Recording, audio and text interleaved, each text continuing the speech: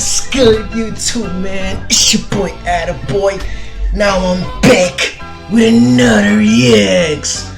Now listen, bro, I got Ben 10 untapped hard potential. Now we're not talking about any Ben 10. Remember, there's many great ones, but we're talking about Alien Force. Now listen, bro, like I promised in the last Ben 10 video I said someone just spam up hero time and I'm there, I'm about to react to it. And now here we are, man. Shout out to Ehizo 8023. Now man, I did try put the reps in on my tongue, bro, to try pronounce your name and it didn't work out. Pause. But you know me, I'm a big nerd in this. I won't be saying a lot, man. You know, I got my water and I got my reserve tank. Now listen, bro. Now, not to waste your time, man, let's get to it, man. And you guys, bro, spam up in the comments what you want me to react to next, bro. Now listen, I will be doing more cartoon content. I won't lie, bro, I really love talking about the thing, bro. Especially a kid who barely had a social life. Bro, I'm telling you, I was locked in. As soon as kids were selling drugs on the streets, my mom locked the doors on me, bro. So let's just get to it. DM me on Instagram or say it in the comments. I understand that our YouTube home pages are not the same, bro, so I won't see what you see. So man, comment down what you want me to look at, DM me what you want me to look at, and man, let's just keep it happening, man. Let's keep these videos going for you guys. You guys showed me mad love on the other Ben 10 video. Now let's go crazy on this one. I appreciate you guys. Let's get to the reacts. Yo, if you hear any girls screaming or laughing, I promise I have nobody hostage. My neighbors are having a slumber party or a girly sleepover, something like that. Probably talking about boys and Barbies. Let's get to the video.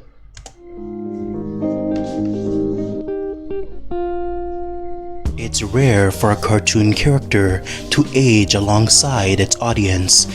You know what's crazy, bruh? In preschool, my first ever bag ever was this picture, but obviously in color, and it had, like, you know, the end of the Ben 10 intro, the green in the background. Yeah, that background, that yeah, Ben 10 classic end of the intro, that greenish background, that was the thing. Instead of him doing this, it was that thing. But Ben 10 was a unique exception. As the series evolved, so did the characters, and proof Ben 10 is goated, bruh. The nigga had to grow up with us. Bruh. Which cartoon's doing that? Growing up with you. Come on, man. Except Boondocks, but Boondocks is also a goat, bruh. We also gotta give our flowers to Boondocks. Boondocks also aged with us. cartoon character to age alongside its audience.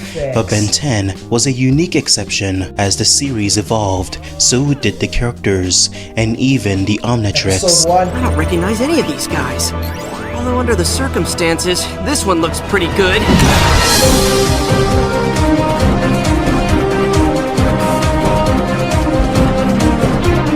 Ben 10 Alien Force, the sequel to the original series, debuted shortly after its conclusion to resonate with its maturing audience. Alien.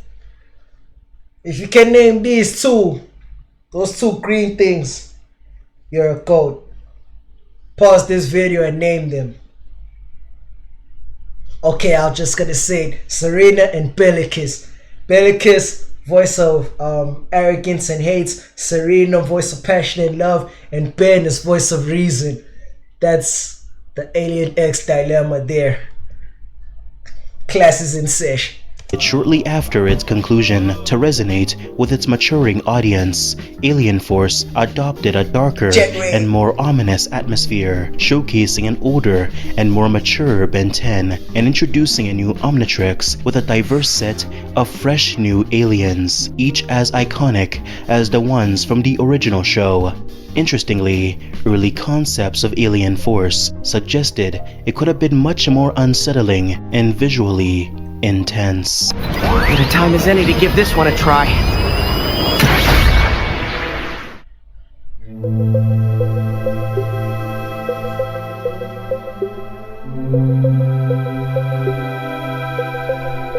Wild the original Ben 10 was still airing, Cartoon Network would approach Glenn Murakami to develop a new revamp of the Ben 10 series. Glenn Murakami would bring on the writer Dwayne McDuffie, and together, with the help of Cartoon Network, they'd begin brainstorming how this new series would be like. Now, despite Cartoon Network giving the two large amounts of freedom to develop the series, they still offered their own suggestions for elements they wanted to see in the show, despite the network offering notes on the direction of the series. Dwayne. Yo, this reminds me of the PSP game. I forgot what game. I forgot what the game is called. It's Ben 10. I think it's Vengeance of Vilgax. I could be wrong. Don't quote me on it. But there's a PSP game. The Ben 10 one. I feel like I forgot which one. But you know, you collect Omnitrixes and all that. You unlock aliens on the way, and while you're beating up the bad guys, you get to a certain point, and then you unlock combos. Yeah. I hope you guys know what I'm talking about, man. Cause that's the only Ben 10 game I enjoyed. I feel like Ben 10 Protector of Earth wasn't free enough. It was too 2D, and the reason why I like this one was 3D. You could move around and stuff. And Glenn still got to incorporate their own ideas. Since the characters were older, this new Ben 10 series would take on a more mature tone, but also a new narrative approach. If the original Ben 10 was— You see my goat dodge that DNA alien. He dodged that DNA alien with no Omnitrix. He said, ha, no Omnitrix, fine, I'll do it the other way. Bro, that's what I'm saying, bro. Nobody else deserves this Omnitrix but this guy. Remember what Mr. Stark said to Spider-Man Far From Home. I think it's Far From Home. Yes, Far From Home. If you're nothing without the suit, you shouldn't be wearing it. Damn, bro, I need to moisturize my hands, man. My snaps are not wet enough. Dwayne and Glenn still got to incorporate their own ideas. Since the characters were older, this new Ben 10 series would take on a more mature tone, but also a new narrative approach. If the original Ben 10 was essentially a summer road trip series, then this new Ben 10 was more similar to works like The X-Files, The Twilight Zone, and Close Encounters of the Third Kind. In fact, Glenn Murakami wanted the series to be mystery-focused, exploring a group of teenagers taking on a mysterious faction of aliens and other ominous forces. This new tonal and stylistic shift didn't only affect the story, but also the alien forms as well, as Glenn Murakami viewed Ben's transformations as more ominous than heroic. But to me, I'm not gonna lie, we learning stuff right now. Yo, and either way, like, let's not lie, everyone wanted an Omnitrix. Even a girl wanted an Omnitrix. But here's the thing. I don't know if you guys have this, but have you ever wished you lived in the universe of your favorite cartoon? Like me, I wish that I lived in, like, you know, Ben 10's world, and I was Ben, you know, fighting the bad guys and all of that. Until I watched Alien Swarm, Ben 10 Alien Swarm, and I saw the realism of this, and it came out to me at such a young age. That movie was scary. I don't care what you say, bro. I was young at the time when it came out, and my scary tolerance was very low. Obviously, when I watch it now, it's just fire, more fire than scary. But then when I saw it, I was just like, nah, I can't live in this world, bro. I can't live in this world. If you watched Alien Swarm as a young person and you told me you're not scared, it's either you had a dark past or you just built different. I literally don't have any other thing to say to you. But damn, bro, I'm really learning stuff, bro. I love these educational videos of stuff I care about. And other ominous forces. This new tonal and stylistic shift didn't only affect the story, but also the alien forms as well, as Glenn Murakami viewed Ben's transformations as more ominous than heroic. But to me, I'm like, it didn't make sense to me that Ben was a superhero. He's got this watch and he could turn into aliens. But that's not necessarily superpowers. That's a little bit... He's turning into monsters, kind of. Okay. So when I get back, punish me however you want. But right now, I have a friend who's in trouble. This new envisioning of the aliens is perhaps why they had a very particular look early on in the show's development. Artist Eric Knight developed these concepts, and as you can see, every alien present takes on a more grotesque and Brother, Hey, I'm glad, bro, you start planning shit before you execute it, bruh. Now I get why teachers say plan your work before you write an essay. Cause imagine, bro, imagine we had these type of aliens. And as you can see, every alien present takes on a more grotesque and horrific appearance. The aliens have a semblance of animals present in our world. However, they look almost mutated, like their forms have become spliced and distorted, with many eyes and limbs sprouting outwards, making them look like a grotesque lab experiment. Fish-like creatures now walk on all fours, with their body parts elongated and their teeth becoming sharp and jagged, growing in areas they were never meant to. Insect-like creatures become larger than expected, with their biological features now becoming deadly weapons, and the inner workings of their bodies are now exposed through the translucent skin. Mammals now... I'm not gonna go back to it because these drawings, I'm listening, but these drawings just kept getting freaky, especially that stuff. You see, that's what I'm saying. Imagine that freakish thing back there was an alien swarm. That's what I'm saying, bro. When I was young, Ben 10 was more like alien swarm was more scary than, you know, to me when I was young, alien swarm was more scary. But then obviously we had Ben 10, protector of something. I think that's when Ben 10 was more 3D, like the 3D version of Ben 10 when they were versing that Blue Way Big, and then the self-destructive one, Self-Destruct. That's one of my favorite movies. I can't believe I haven't rewatched it. It's one of my favorite movies. Yeah, when Ben, like one of my favorite scenes is when Ben said it should have been me. I feel like that was a real maturing moment. And remember, that guy's only 10 years old, and he said it should have been me. And like you kind of get like the responsibility Ben has and all that stuff. Yeah, I feel like the Vilgax fight was, I feel like it could have been better. I feel like it was way too simple for like Way Big to chuck him, but I would have been mad if Way Big just didn't throw him. So, you know, to each his own. You know, I'm grateful. They gave us a great movie. Yo. Okay, I told you I was gonna rant about this. But one of Ben 10's biggest mistakes, I remember I have a nephew. You know, sometimes when you get old, you give up their TV remote. So I gave up the remotes. He turned on Ben 10. And the audacity Cartoon Network has to give Kevin 11 an Omnitrix when he already has, like, how can I say, OP powers. Like, he already has great abilities. Like, his abilities are limitless. When he could like absorb Ben's Omnitrix, he could do a lot of things, combine the aliens and all that. And you're telling me you're gonna give him an Omnitrix? I'm not gonna lie, Cartoon Network, you fucked up on that one. Like, that made me mad. And when Ben could turn into Vilgax, I know Vilgax is an alien, right? But you can't tell me Ben is gonna transform to Vilgax. Vilgax must be an exception of an alien Ben can't scan. Can scan everyone else, even Vilgax's minions. But you can't scan Vilgax. Vilgax already looks cartoony.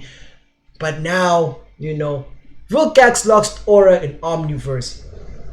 Ben 10 Omniverse, Vilgax didn't have that aura. He wasn't intimidating. When you saw Vilgax, it was like any other episode.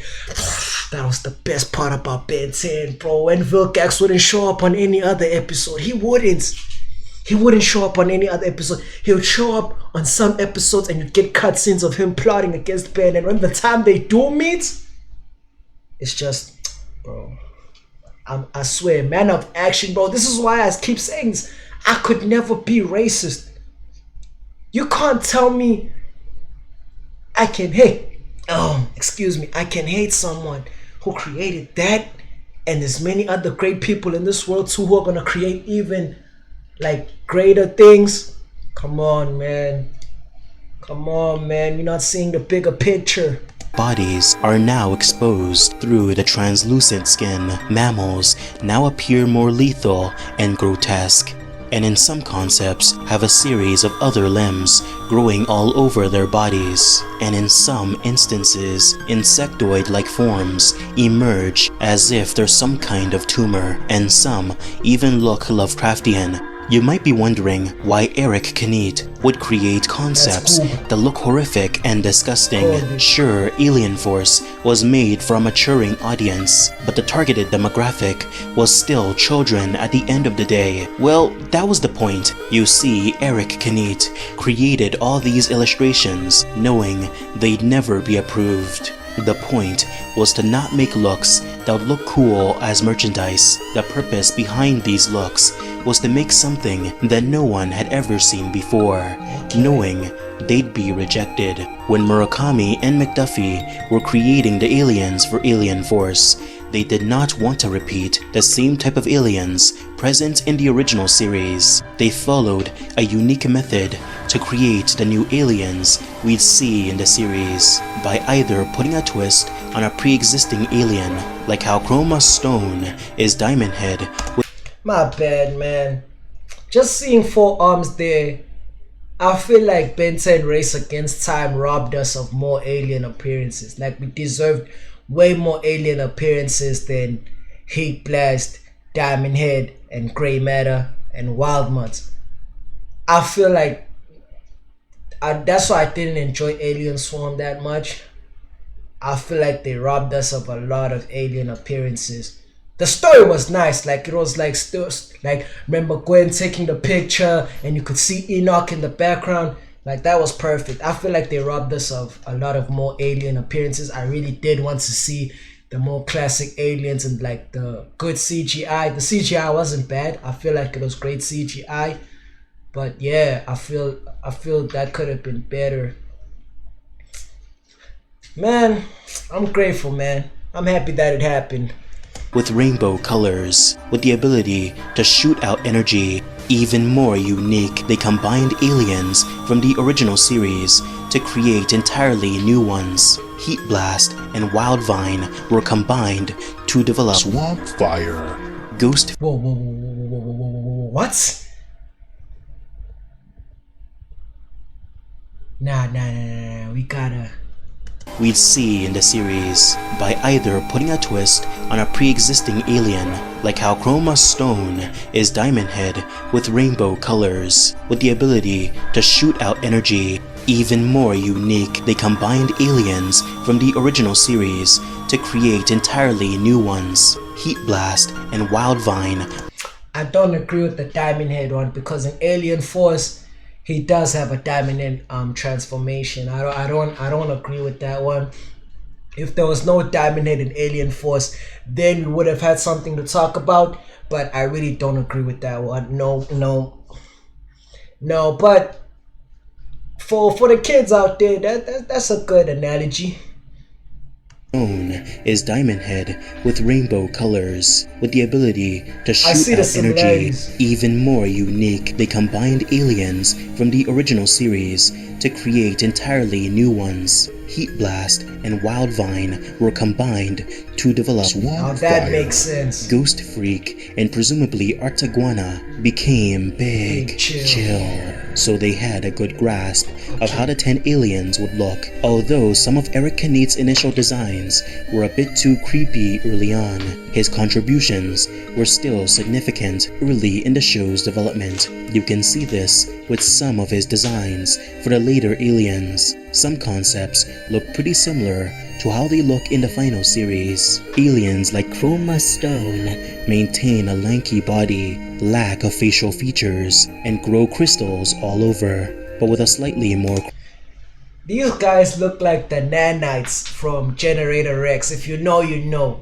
They look like the nanites Generator Rex was fighting. Like, yeah, bruh. Like, if you know, you know, man. Creative approach to their form, like floating body parts. Big, chill, essentially looks very identical to his final form.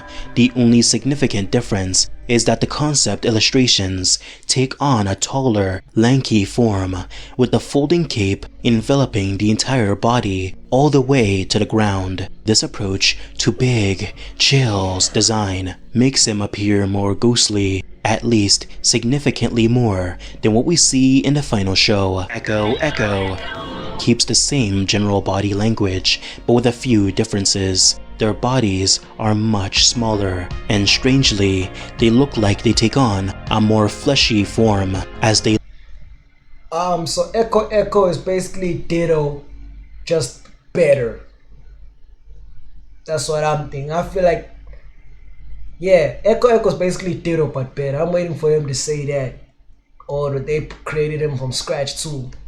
look organic, likely because of their color. Glenn Murakami would later come in to flesh out the look of Echo, which eventually helped the alien take on its iconic appearance. Not every alien we see, however, remotely resemble the one we see in the final show, and deviate more heavily. Swamp Fire, one of Ben's most famous aliens, went through a lot of design evolutions. Swamp Fire takes on a green Yeti-like form. You can see the fur covering parts of his body. He wears a suit of green armor of some kind, which appears skeletal at the waist. The creature's physical body is green and black, with a strange green orb located at the palms and chest, which is likely what would allow the fire to be shot out. There were countless revamps of Swamp Fire's look. This illustration by Glenn Wong, countless revamps of Swamp Fire. First off, I appreciate the time that they took on this because, hey man, like, they took time, man. They didn't just shoot into the first design. They thought about the children and all of that. I'm children. So, yeah, this design on the right looks good. It looks genuinely good. Obviously, the final product, the one that we know and love, you know, Peekaboo, like, that Swamp Fire is phenomenal. But, wow, bruh. I like the brainstorming sequence, bruh. I like what they're doing with this. Look. This illustration by Glenn Wong makes Swamp Fire appear like a living piece of tree bark, as if he were Groot, and with the red sections underneath his wooden form, it seems like there's fire generating inside the body. Since Murakami and McDuffie were fans of Alan Moore's Swamp Thing, you can tell that the character did influence the look. Much like the name implies, Jet Ray looks like an abnormal manta ray. Brainstorm takes on the same overall crab-like look, with the artists experimenting with different crab-like bodies. Some are based on ones in our world, but others have more unique forms, eventually ending up at the Brainstorm we see in the final show. Eventually ending up at the brain. Yo, like, this means two things. One, I'm a nerd, or two, I gotta get a life, because this episode, bro, this lake, I noticed it, especially when they show Kevin later. This is when they were fighting Gwen's crazy powerful aunt made of Nana, and then, yeah, Gwen, I think Gwen, it'll take 75 years exactly to learn that art, therefore losing her humanity. That's why, you know, she later transforms into that thing in the final battle in Alien Force. She later transforms into it, but then obviously Kevin stops her by losing her humanity. Even though, yo, Gwen was powerful there, you know, she looked very voluptuous. But yeah, either way, yeah, that was it. Yeah, man, hey. Man, what a show, man. What a show, bruh. What a show, bruh. What a show. but others have more unique forms, eventually ending up at the brainstorm we see in the final show. Was an interesting character during the early development of the series. He was spun out of the creator's wish to have another strong alien Ben could turn into. He was not a revamp of a pre-existing alien or a combination of two either. He was completely separate, and to create him, Murakami and Dwayne McDuffie decided that a dinosaur would be the perfect creature to base it on. Since there are so many types of dinosaurs, Humongosaur. was still an alien, his designs must have been challenging. It's hard to say which dinosaurs the initial concepts were based on, with one of the illustrations looking more like a bear. I won't lie, I always thought Humongosaur was a lizard more than a dinosaur. I think the tail threw me off until, like, you know, when he got bigger and that shit grew on his spine and stuff. But yeah, bro, I thought more of a lizard, and then later growing up I saw dinosaur like things. With one of the illustrations looking more like a bear. Wait, is Humongosaur supposed to be a sauropod? What? Okay, I guess he's a sauropod. That's just my headcanon. Oh shoot. Glenn Wong, Glenn Murakami, and Eric Kinect are what you'd call generational. They took on the challenge of reimagining an iconic series for a new generation, and I think it's safe to say that they managed to create a new, legendary series.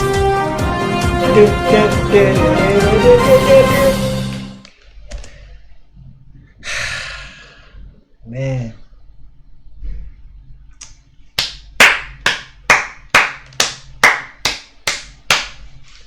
Like, I'm not gonna lie, I feel like a teacher, actually nah bruh, teachers suck. Nah, I'm joking. You know when a teacher gets happy when you study and pass their subject well? Actually nah, I thought I was gonna make comparison to that. Wow bruh, like I'm literally happy about how this guy has a very listenable voice, if that's a word. He has a very listenable voice. I don't like saying tolerable because that's like saying his voice is bad, but I can just take it. Nah, this guy has a very nice voice. Yeah, bro, just learning about all that stuff. Like bro, Ben 10 could have been one of the most scariest shows ever. It could have been one of the most scariest shows ever if they stuck to those first designs. I think it would have been ruined.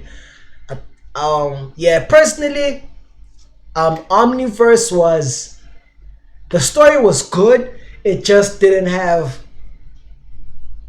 I think the story was good, but it didn't have Alien Force / Ultimate Alien type vibe. Because I feel like Omniverse was more dramatic. I mean, no, Ultimate Alien and Alien Force had more drama to it, and obviously it did. I forgot what Omnitrix, I think it was Kaizen the Hunter, I forgot his name, someone like that. Yeah, bro, but yeah, man, I feel, bro, like I just get speechless, bro. I learned so much in this video. Either way, bro, I hope you show this video as much love as you did the other Ben 10 video. And yeah, bro, keep spamming up if you got more videos for me to watch. You know, I appreciate you guys so much. Doesn't have to be cartoons. It can be something you want me to look at, bro. I appreciate you guys, man. I hope you fighting the battles you don't talk about. That's so important. And you're winning. I appreciate you guys so much, man. And attaboy out.